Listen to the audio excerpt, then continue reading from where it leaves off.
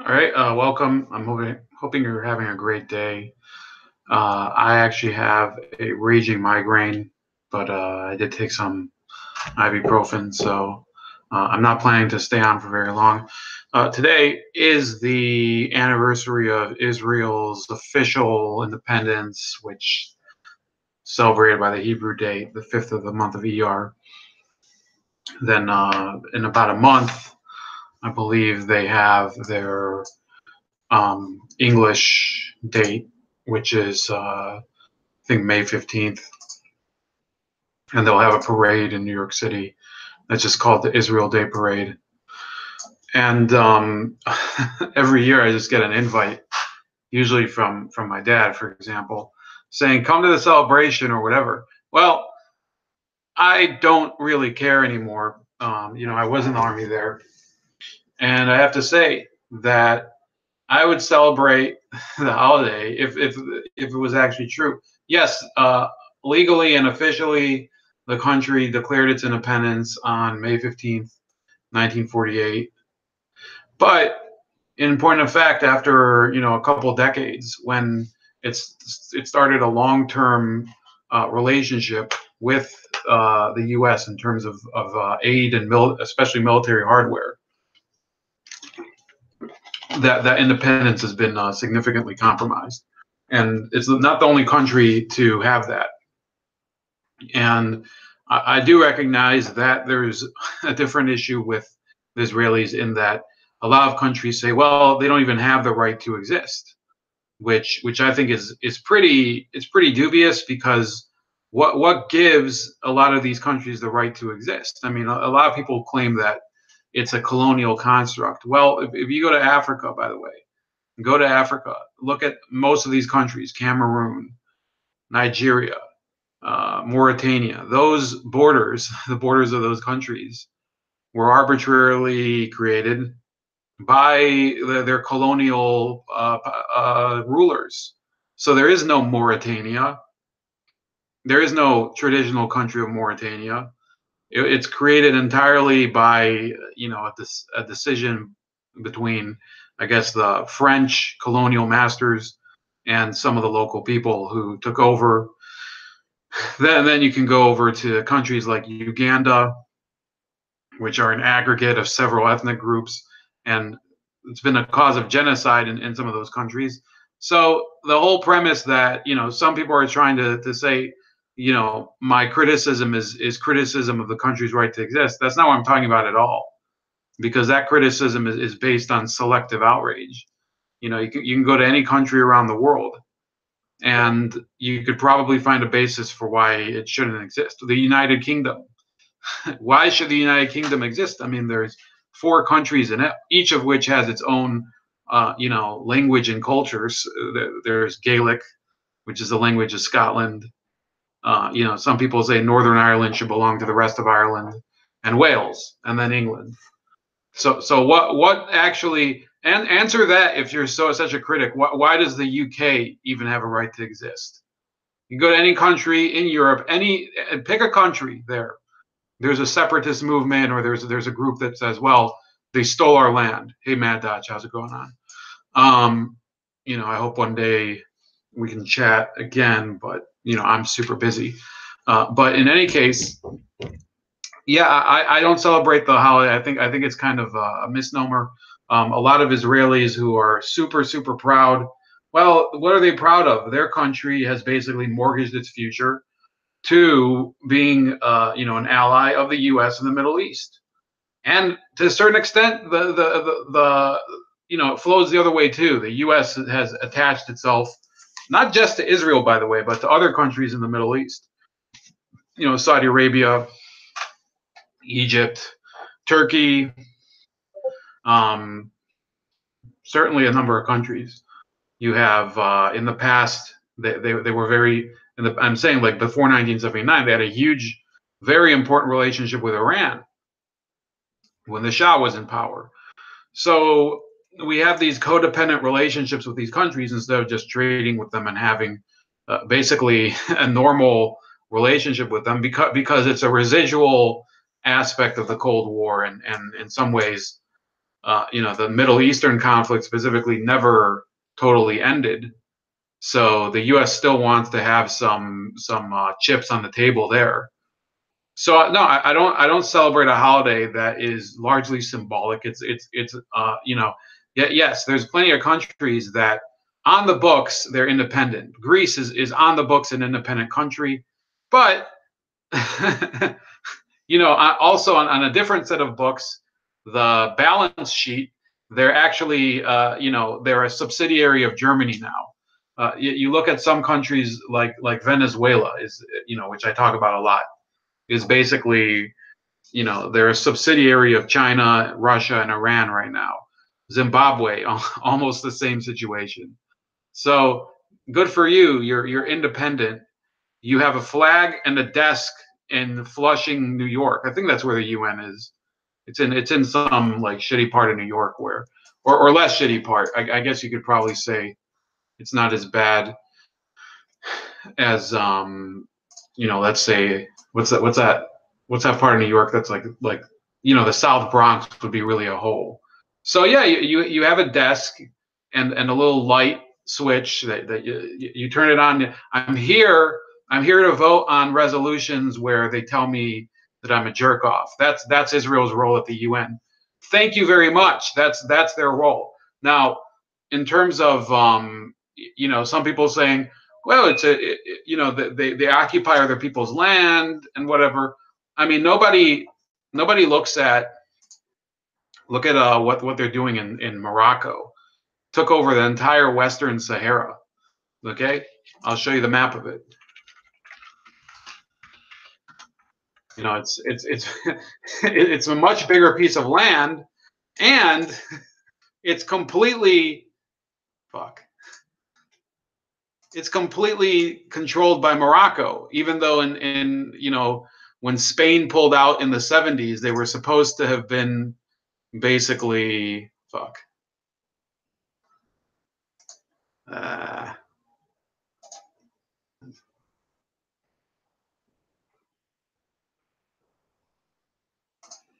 Trying to just open the image so you can see it. So look, in 1975, the King of Morocco basically sent his troops in and he took over most of it, except for part of it was controlled by Mauritania for a while. And then they pulled out, and Morocco took over the rest of it, except for this yellow zone.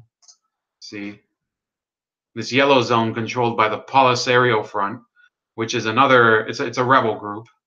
So nobody ever talks about boycotting Morocco, ever. And Morocco, I'm not saying you should hate Morocco, but I have a friend there that thinks it's basic, somebody who, it's not like a close friend, somebody that like everything I've followed his stuff online, and he says it's basically a hellhole. People live up in the mountains. They speak the Berber language, Amazigh, which is the native language of Morocco, not Arabic, and they're basically abused by the king and his troops, and treated like shit, and they have no food and no heat, and they live up in the mountains basically like peons. They get nothing for it. They're not allowed to speak their own language. It's actually worse than in Israel. Being an Israeli Arab in Israel is pretty much paradise compared to being a Berber in Morocco, where you're forced to speak Arabic if you want to work in any context. And then he sends this story out: bodies of stray dogs piled high after being shot in Morocco ahead of the crucial FIFA World Cup visit. So there's this resort called Agadir. I think it's on the Atlantic coast somewhere in Morocco. And yeah, they're just killing these dogs wholesale. And I like dogs. I wouldn't shoot a dog because this is what countries do when they want symbolic garbage, and that's why I don't care about it. I don't care about an Independence Day that personally I think it doesn't actually validate any any legitimacy for the country. That yeah, you can fly your flag somewhere, and legally you have some standing, but in reality the country is financially too too tied up with the U.S. See if I can refresh this. And it's just not independent. That's why I don't celebrate it.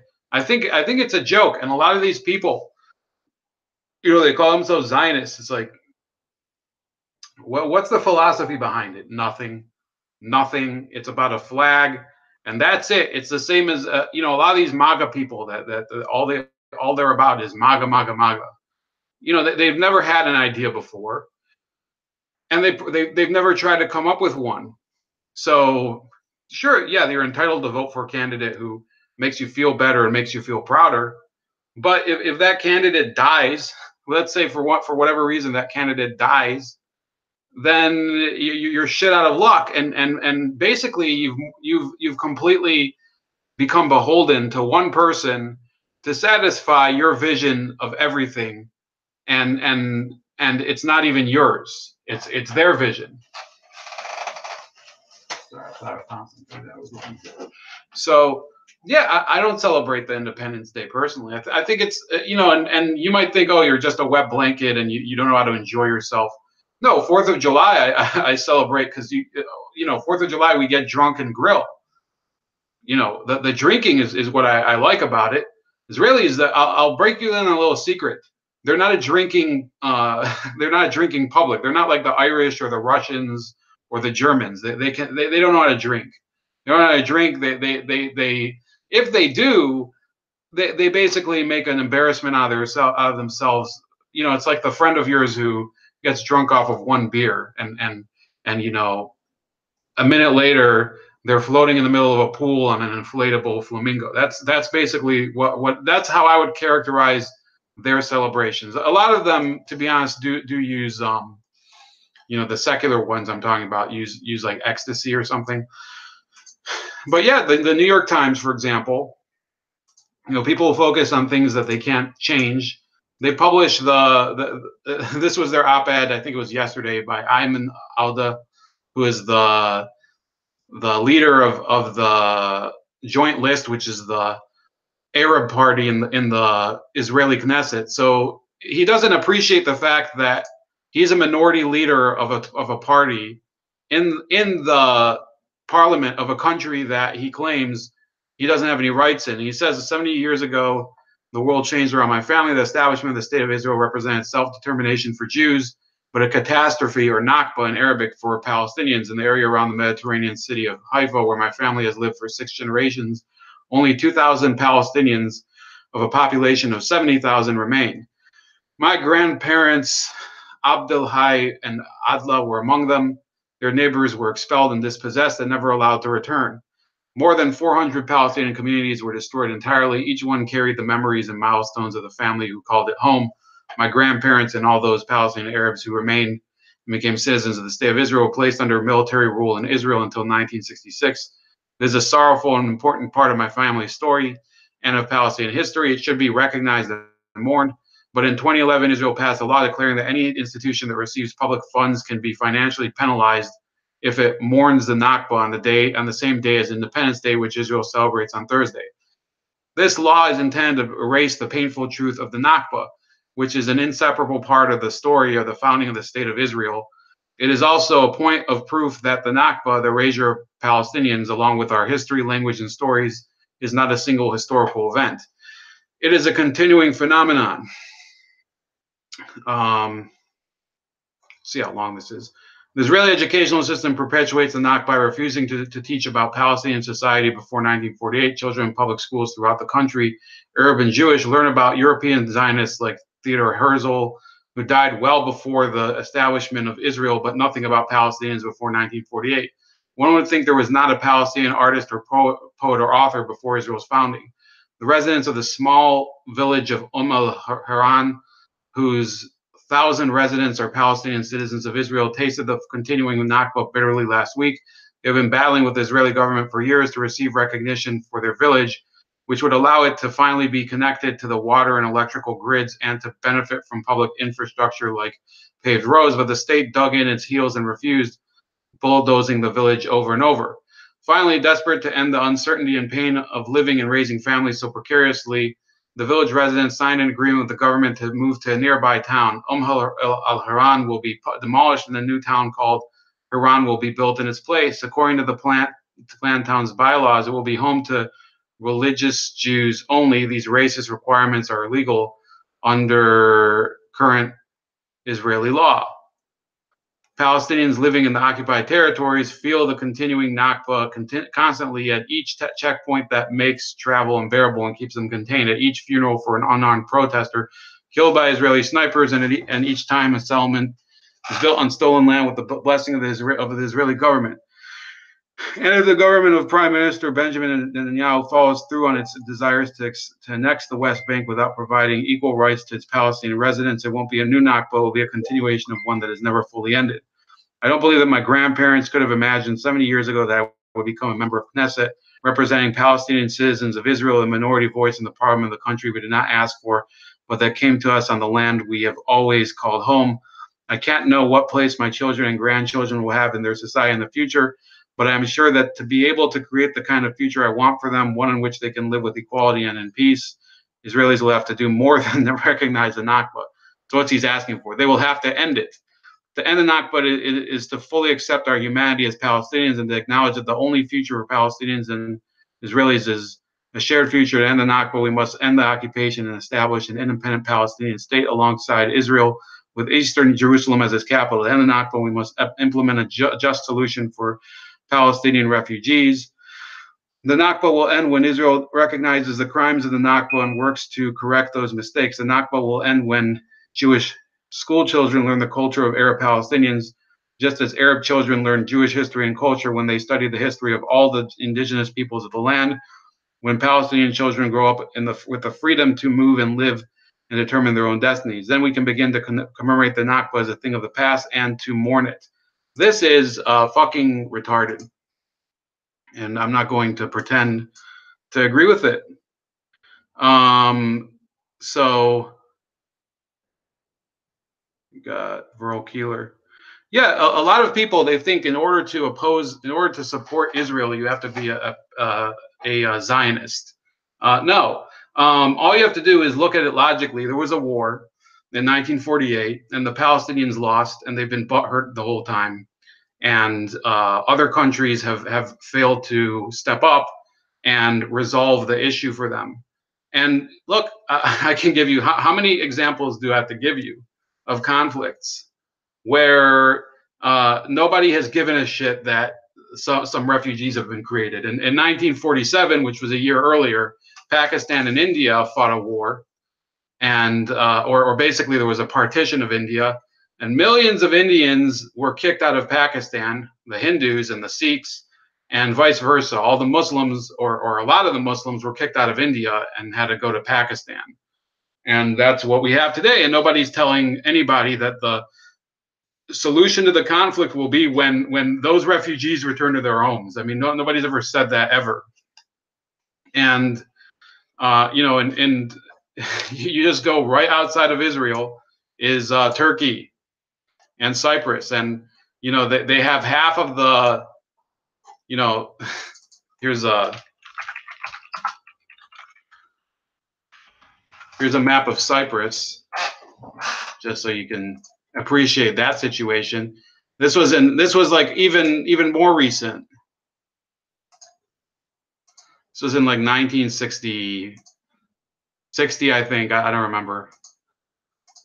So there's a bad picture. Hold on.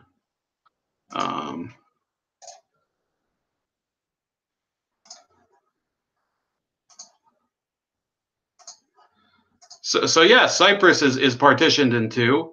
All the Turks had to be kicked out of the southern part, and all the Greeks were kicked out of the northern part. Nobody's talking about Cyprus will never be a united country. There will never be peace in Cyprus until everybody gets their home back, and there has to be justice. Verl, I don't even know what you're talking about. Yeah, well, his complaint, Verl Keeler's complaint, is that one side developed weaponry and the other side has just lost every war. So, okay, so next time you lose at blackjack, just say, well, you got to bring the cards. when you go to the casino. That's your view on life. I mean, Verl, I love that you tune in. That's the dumbest fucking argument I've ever heard. That one side has tanks, jets, bombs, and machine guns, and the other side has sticks and stones. Well, if that's the argument that they have more superior weaponry, then how come the death tolls aren't in the tens of thousands, but they're in the dozens whenever there's a real flare up? Okay, I'll tell you. This is how ridiculous the whole.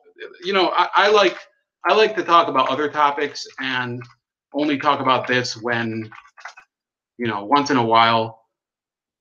But I'll tell you what is the death total for the entire conflict between Israel and the Arabs. So there's 22,000 Israeli military deaths and 91,000 Arab deaths. So, and this is every single country. Let me see here. Yeah, this is since 1948. So, you know, Verl, good for you, but nobody gives a fuck. It's more than that. The whole thing stinks from the start of the Holocaust deception. Okay, then explain to me why you're not pissed off about Cyprus being partitioned, and then you know, I think that you just have a selective outrage. You just have a selective outrage. You're butthurt. You're butthurt. It's a tremendous amount of outrage over nothing. You don't know how to solve it. You don't have any answers. You don't know what to do about it. All you hear about is it's not fair. It's not fair that one side has a bunch of rocks that they use to attack a fence, and the other side shoots at them, which is actually a lie, because the Palestinians do have lots of weaponry within the Gaza Strip. Okay, your whole premise is ridiculous. I mean, you have, let's see, the March of Return, which is the most recent thing that people are complaining about. Let me see how long I'm running so far. 22 minutes. Okay, 5 more minutes. So, Verl, I want to ask you, how many people do you think have died out of a total of tens of thousands that have protested at the fence? Okay, I want to hear how many have died. Tens of thousands. You're calling it massacres, right? Huge massacres. How many have died if this is a genocide? So out of tens of thousands of people, how many have died? I'll wait. We're going to wait for Verl to answer the question. I mean, Verl's so butthurt over this that he wants to, you know, he wants to talk about a deception, first of all, but we're not even talking about the Holocaust. So let's put the Holocaust aside. We're talking about because the Palestinians themselves, on the open, unofficially, they agree that the Holocaust did happen. They'll only tell their people on the radio and on TV and in the newspapers that it didn't happen. But, to the international community, they have, basically they pretend that they do accept it. So it's either one or the other. In fact, the president of the Palestinian Authority, whose name is Mahmoud Abbas, wrote his doctoral thesis on denying the Holocaust. I mean, I can find it for you. I think there's a PDF of it online. So let me see here.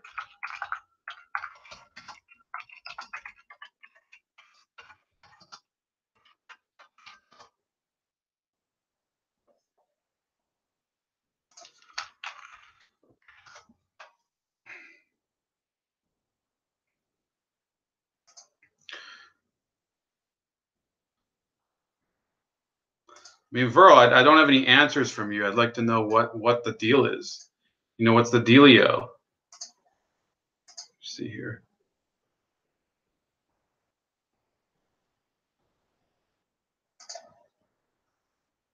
Got some friends chatting. I still don't have an answer. I mean, you came on, you tried to make a point about, I don't know, something, and then you left. And now you're probably going to unsubscribe from the channel because you thought that I would be bashing one country and not bashing the other country either. So, what's the deal?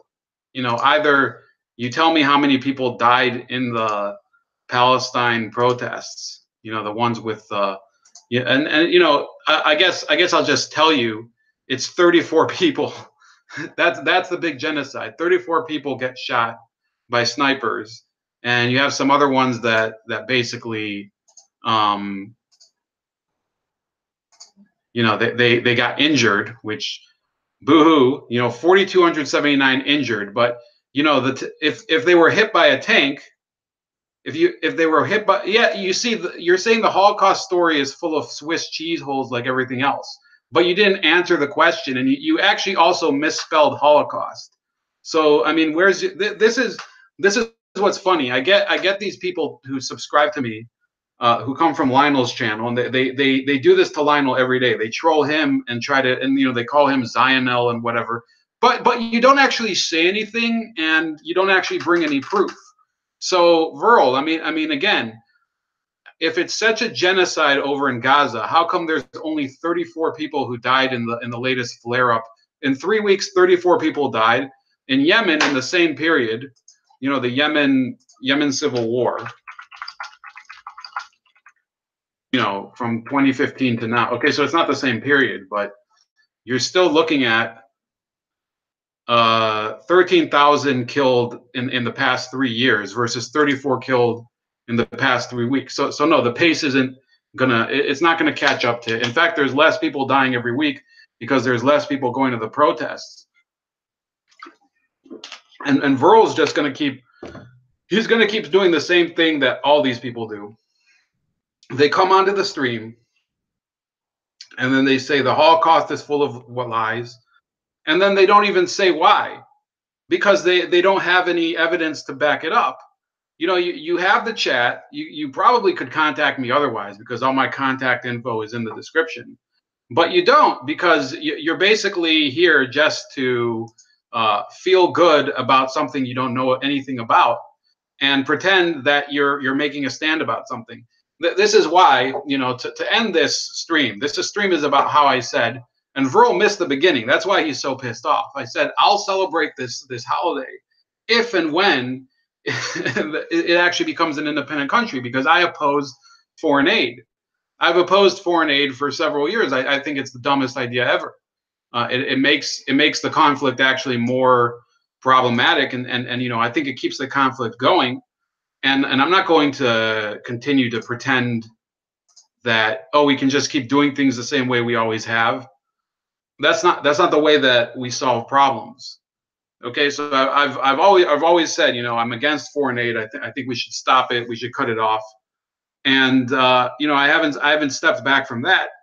But more importantly, you know, a lot of these people, they'll come on to streams and they'll virtue signal about, oh, I stand with the vets. I stand with Israel. I stand with Christ. I stand with you know, the aardvarks, the endangered aardvarks or something. There's no ideas behind it. It's basically empty. And that's really that's really why I don't really see why there's a celebration of this holiday. A lot of people who go and celebrate it, they have no intention of ever moving there, and in many cases they've never been there, or they've been there on vacation, and they consider that like a measure of support. I mean, I guess culturally, the Israel Independence Day is more about you know, displaying support than it is about like actually doing something to change the world. You know, being a Zionist nowadays is about pretending to care about something that you very superficially understand, but don't really do any in-depth analysis of it, and you don't understand where it's going. You know, Mad Dodge put a great example. A lot of these quote unquote libertarians, they'll yell taxation is theft, but good for you. So what? Good for you. I mean, it's. I mean, if I wore a T-shirt that says "Show me your boobs," that's also a statement. What are we learning about? It's the same thing. Verl is going the whole time. Zion. He's misspelling the word Zionist. Misspelled the word Holocaust. Puts all caps. Wow, you made an amazing point there. An amazing point. Everybody's really impressed by you. You really changed minds today. That's why I'm so frustrated right now, because I'm talking to people on the Bernie side, and telling them about the lie, the Mattis file, hashtag Mattis file in the description, like on every video um, like every video that I'm going to be doing for the next few weeks. I'm going to basically talk about the Mattis file, at least in passing. Mad Dad says, I do host my own show and argue it all the time. Yeah, but a lot of the people they yell taxation is theft. That's the only thing they know about what's it called, about libertarianism. So Verl, once again, misspelling literally every word, because he is trolling here. Does your shit stink? Well, at least I can put a point together. You go on a stream and you say stuff about something that where's your goal here? Your goal is to prove that an event that has been verified by basically everybody that's been in World War II. It's been verified by the Germans who were there. There were people who actually confessed to it, and your whole cause is to deny something that already happened instead of improving the world as it is. So it's not a matter of whether my shit stinks. It's a matter of, do you even believe in anything? Do you have any real ideas, Verl? Or do you just go on the internet and pretend that people need to listen to you because nobody gives a shit? How are you going to change whether something happened in 1945 or not? That's the real question. I mean, yes, my shit stinks. All right, have you changed anything? Have you changed anything? I answered your question. You didn't answer any of my questions. So how about that, Verl? After Verl's next comment, I think we're going to wrap up. Let me just check what these updates are.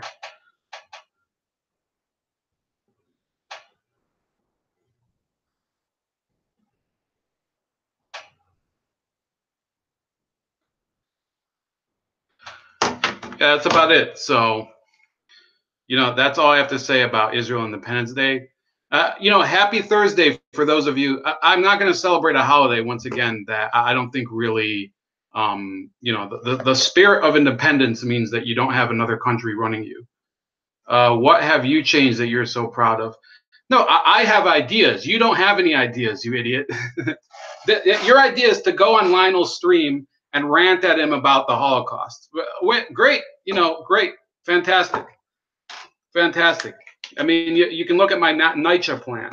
You can look at, a number of, you can look at my expose of the whole Huffington Post thing. What are you doing? You're complaining about something that happened in 1945 that you can't change. That's about it. Okay, so, bro, you're welcome to come on the stream one day and exactly set out your case. And I think I think we'll see exactly what you're made of.